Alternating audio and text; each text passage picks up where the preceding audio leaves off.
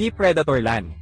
Ang lupa ay isang mataas na banta na mamamatay tao na dalubhasa sa mga agresibong backline na gitling na may natatanging kakayahang itulak. Ang pag-atake sa pagpasok sa LAN ay maaaring mapuksa ang mga kaaway at makasira ng mga pormasayon. Ang tamang oras ng pakikipag-ugnayan ay ginagawang madali ang pagbagsak ng mga kaaway. Kapag bumaba ang kalusugan ng kaaway sa isang partikular na porsyento, titingnan sila ng LAN bilang biktima. Ang mga kasanayan sa LAN at pangunahing pag-atake ay humaharap sa karagdagang tunay na pinsala sa prey. Ang lupa ay lumulubog sa kanyang sarili sa tubig na nagpapataas ang kanyang bilis ng paggalaw. Kapag natapos na ang tagal na ito, tumalon siya palabas ng tubig, ibinalik ang ilan sa cooldown. Ang paggamit ng wave breaker habang nakalubog ay magdudulot ng pisikal na pinsala sa LAN at mabagal ng mga target sa ilog. Walang limitasyon sa tagal ng mga epekto. Kung mayroong hero prey sa loob ng range, mas mapapalakas ang kanyang bilis ng paggalaw.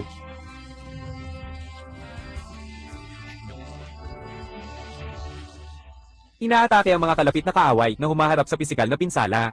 Nagkakaroon ng isang marka ang LAN sa bawat pagtama ng kalaban na maaaring i-follow up ng LAN ng isang pangunahing pag-atake na kumukonsumo ng isang marka sa bawat pagkakataon na humaharap sa pisikal na pinsala at nagpapagaling sa kalusugan. Bawat follow-up attack ay binabawasan ng cooldown ng Space Fleet.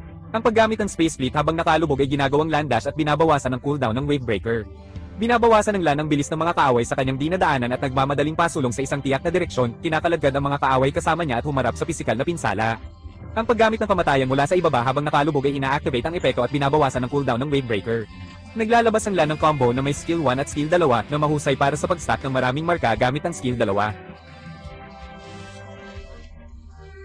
Ang simula sa lupa, skill 1 o skill 3 ay ginagawang madali upang magsagawa ng mga kontrol at pawiin ang mga kaaway. Sa unang antas ay upgrade ang paglulunsad ng skill 2 para malinis ang gubat. Salamat sa kanyang kakayahan sa pagsisid at pagtaas ng bilis ng paggalaw, mabilis na maiikot nila ang mga linya upang magbigay ng suporta. Tumutok sa kanyang mga lakas sa pamamagitan ng pagsasaka ng damuhan at pagharap sa mga minion wave kasama ang mga kasamahan sa koponan at bumuo ng iyong layunin na durugin ang lupain ng kaaway.